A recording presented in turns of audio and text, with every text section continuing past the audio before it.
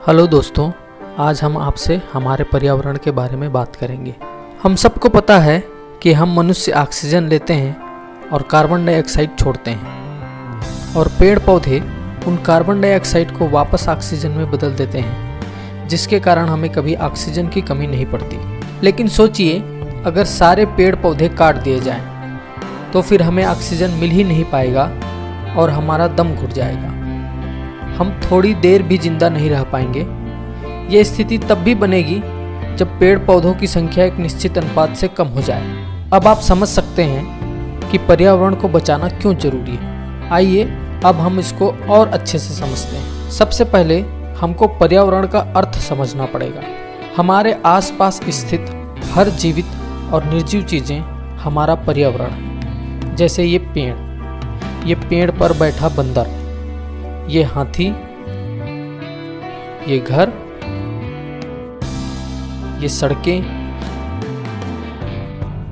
ये सड़क पर चलने वाली कार, ये नदी और हमारे आसपास मौजूद ये हवा इत्यादि। ये सब चीजें मिलकर हमारा पर्यावरण बनाती हैं। हमारे स्वस्थ जीवन गुजारने के लिए इन सब का सही अनुपात में होना बहुत जरूरी है। लेकिन हम मनुष्य अपने फायदे के लिए इसको किस तरह नुकसान पहुंचा रहे हैं, आइए इसको समझते हैं। हमारी जनसंख्या में बेतहाशा वृद्धि हुई। हमने क्या किया? हमने पेड़ काटे और घर बना लिए।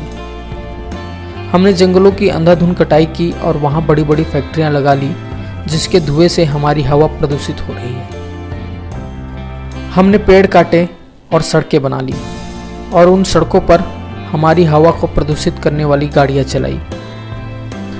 जंगलों की कटाई का परिणाम ये हुआ कि आज हाथियों और बंदरों का झुंड हमारे घरों तक आ रहे हैं और जान माल का नुकसान कर रहे हैं। इन सब का जिम्मेदार सिर्फ और सिर्फ हम हैं। हमने फैक्ट्रियों के रासायनिक पदार्थ को नदियों में बहाकर नदियों के स्वच्छ पानी को प्रदूषित किया। हमने घरों के कचरे को भी नदियों में बहाकर पानी को प्रदूषित किया। हमने कोयले और लौह अयस्क जैसे खनिजों के लिए पहाड़ के पहाड़ खोद डाले।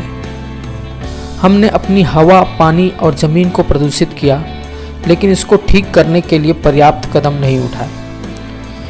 इसका परिणाम हमें बड़ी बड़ी बीमारियों के रूप में मिल रहा है। बड़ी बड़ी प्राकृतिक आपदाओं का सामना करना पड़ रहा है। अभी भी वक्त है, हम इन सब चीज़ों को सुधार सकते हैं। इसके लिए हमें कुछ कदम उठाने होंगे। आइए जानते हैं वो कदम क्या होंगे। सबसे पहले तो हमें पेड़ लगाने होंगे, लेकिन सिर्फ लगाकर छोड़ना नहीं है कि पेड़ लगा लिए, फोटो खिंचा लिए और हो गया।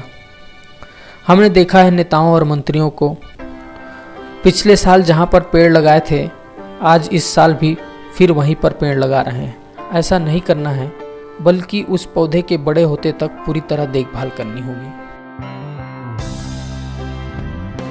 हमें बिजली पैदा करने के लिए साफ सुथरे साधनों जैसे सोलार एनर्जी का उपयोग करना होगा, हाइड्रो पावर का इस्तेमाल करना होगा, पवन चक्की को उपयोग में बढ़ावा देना होगा। हमें प्रदूषण न करने वाले या कम प्रदूषण करने वाले वाहनों का उपयोग में बढ़ावा देना होगा, जैसे solar car, electric car, bicycle इत्यादि। हमें ज़्यादा से ज़्यादा पब्लिक ट्रांसपोर्ट का इस्तेमाल करना चाहिए। हमारी जनसंख्या वृद्धि को नियंत्रित करना होगा।